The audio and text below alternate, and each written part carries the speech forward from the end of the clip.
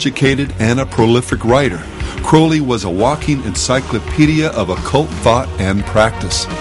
Dubbed the wickedest man in the world by the British press, Crowley preferred his own pseudonym, the Great Beast 666.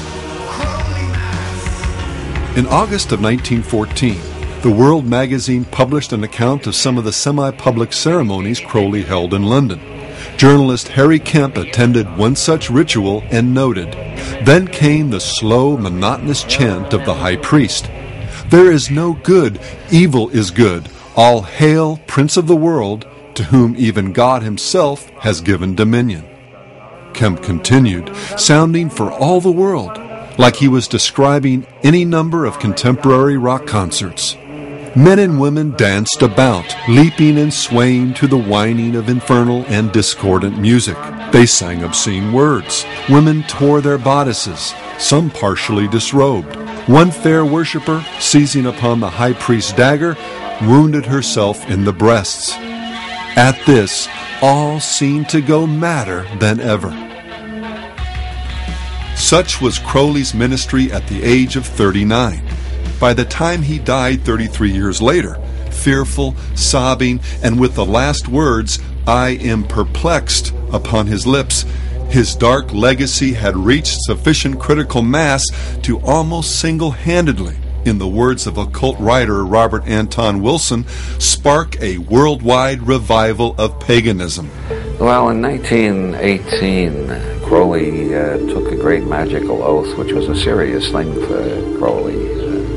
And he took an oath that he would surrender all of his magical powers that he had achieved until that date to concentrate his energy single-pointedly on the one task of destroying Christianity and reviving paganism.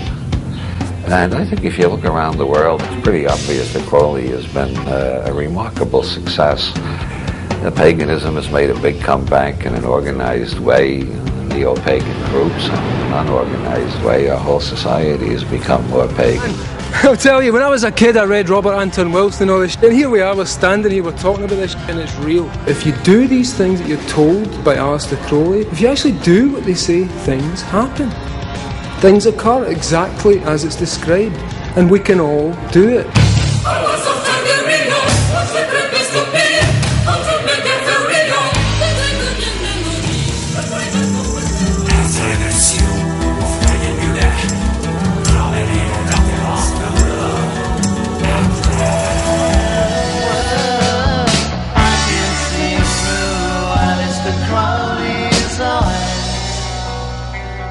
In 1971, Timothy Leary had an epiphany during a tarot reading that utilized a set of cards designed by Crowley. His revelation? That he was Crowley reborn and was to complete the work Crowley began, preparing humanity for cosmic consciousness. Leary acknowledged this powerful connection with the great beast in a letter to Wilson, observing that the coincidences, synchronicities between my life and his are embarrassing.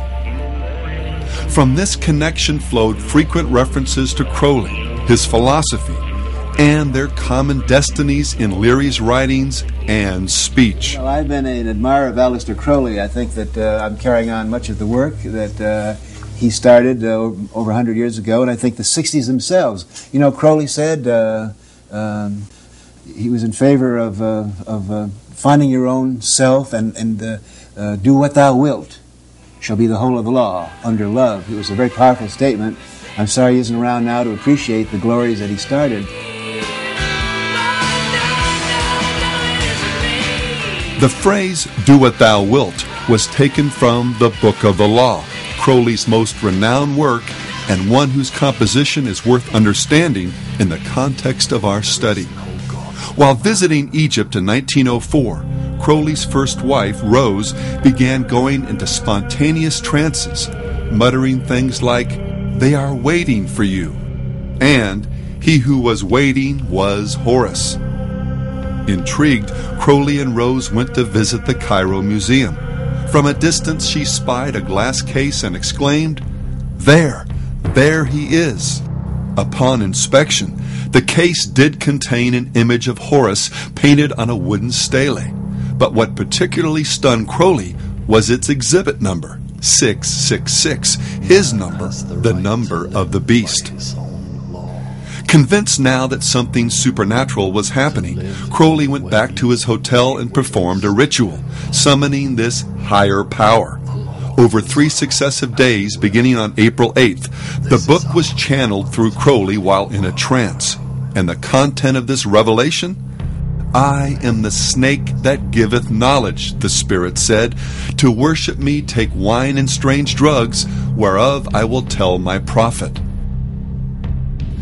Falling on precisely the wrong side of the Bible's account concerning the fall of man and Satan's role, this snake spirit begins the revelation by telling man that he is a god, that reality is essentially an illusion, sin a myth, and that ethically there's no greater commandment than the law of Thelema, Greek for will, as famously stated in the 40th verse of chapter 1. Do what thou wilt shall be the whole of the law.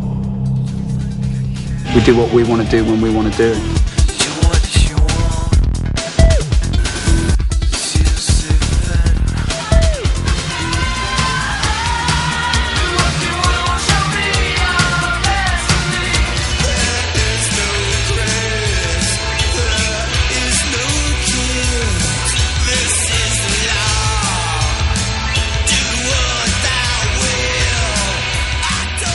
Well, today that same law has been written, spoken, or sung about by more contemporary artists than even Robert Anton Wilson would have imagined. John Lennon, Jim Morrison, the Black Crowes' Chris Robinson, and Marilyn Manson have all trotted it out in one form or another as words to live by. Harry Smith inserted it into the original handbook that came with his renowned Anthology of American Folk Music. It shows up in songs by Mudvayne,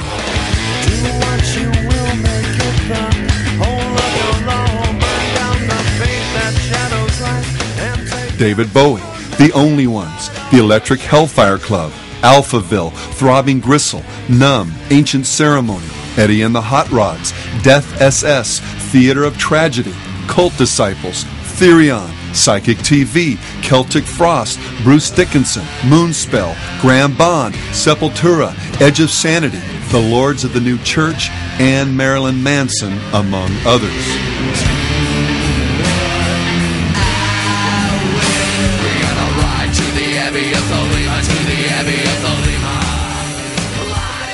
The band 311 not only uses Crowley's Law as a lyric,